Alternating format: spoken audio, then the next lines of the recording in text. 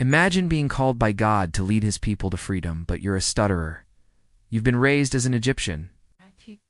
You don't know any of the Hebrew language. And your biggest problem is you can't even speak well enough to get your point across. That was the situation for Moses. In today's story, we're going to see how God used a reluctant leader to free an entire nation. Moses was a stutterer who didn't think he was good enough to lead God's people. But when God called him to lead the Israelites out of slavery in Egypt, Moses had to learn that he was exactly who God was looking for. Moses was a Hebrew who had been adopted by Pharaoh's daughter after he was found floating down the river in a basket. He grew up in the palace, but he also spent time with his Hebrew family. During this time, he learned that his birth name was Moses. That means to pull away or to be pulled away. He would later use this name because it described what God was going to do for the Israelites. As an adult, Moses was known as the deliverer because he rescued people from their oppressors. He was also known as the man who could speak because he talked with God face to face. But before that, Moses didn't think he could do either.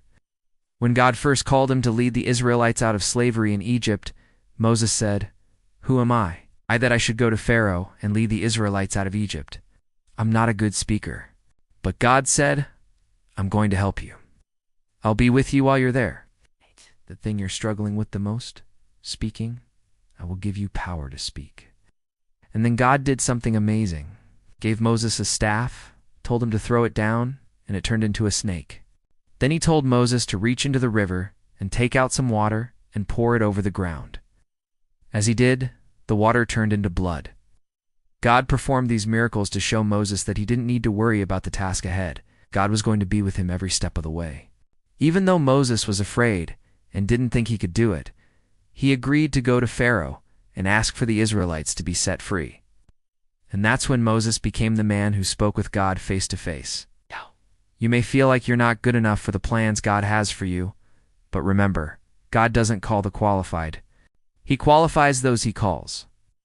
Take time to thank God for calling you, not because you were good enough, but because he wants to make you good enough. If you enjoyed this episode, be sure to subscribe so you never miss an episode. Be sure to give this video a thumbs up too. Thanks for watching. See you next time.